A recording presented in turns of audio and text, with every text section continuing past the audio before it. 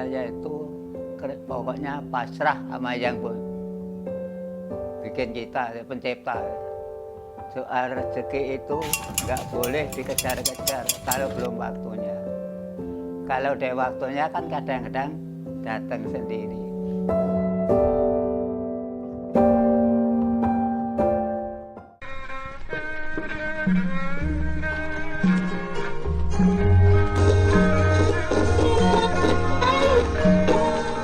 Rumah di Kampung Jembatan RT 02 RW 010 Kelurahan Cipinang Besar Selatan Kecamatan Jatinegara, Jakarta Timur ini baru saja menampakkan aktivitasnya.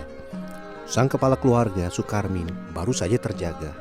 Kebiasaannya adalah menyalakan radio untuk mencari gending-gending Jawa di Radio Jakarta. Dan kali ini ia menemukan siaran wayang kulit.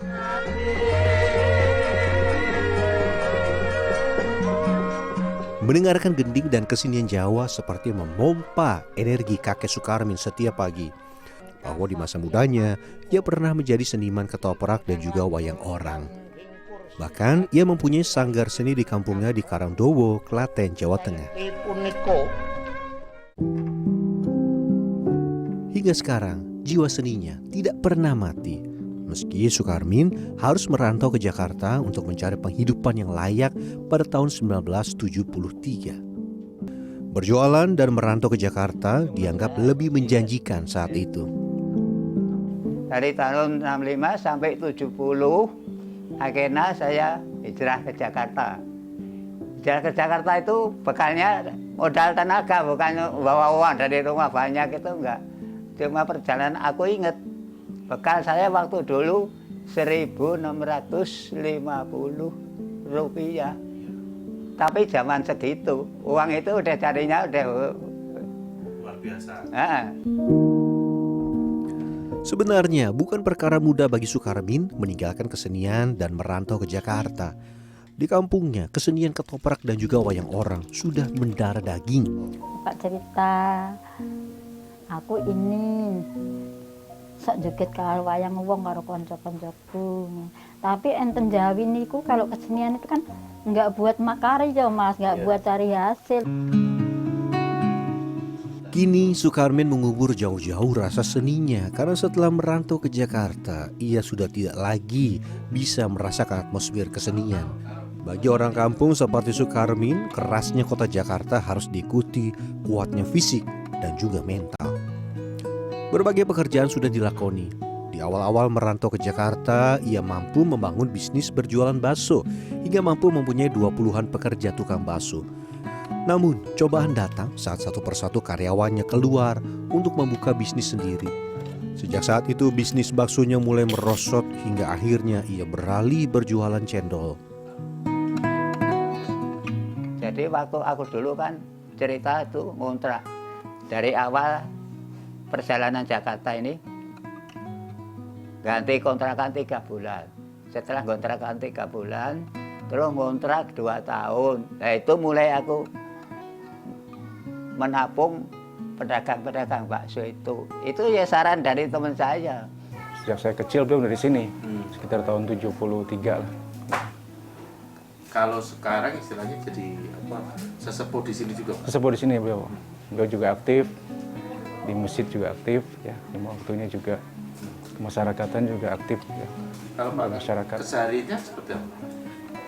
Beliau berdagang, ya, ini berdagang aktif terus ya sampai setua ini juga. Sukarmin kini menggantungkan penghasilan sebagai pedagang es cendol keliling. Jualan sejak kecil membuat Sukarmin tidak mau hanya diam dan berdiam diri di rumah. Berkeliling dari satu gang ke gang yang lain juga ke jalan besar di seputaran Cipinang Besar, es cendol miliknya diakui para pelanggan sangat enak karena gulanya juga asli. Cendol enak sih, pas gitu. Harganya 5.000, murah banget nih. Iya suka, rasanya enak, gulanya terbuat dari gula asli. Kalau harganya berapa? Harganya standar sih ya, di rata 5.000. Jadi suka dukanya itu memang ada. Orang dagang nggak berani rugi, jangan dagang. Orang dagang harus tabah uji, tahan banting. suka duka harus dijalani.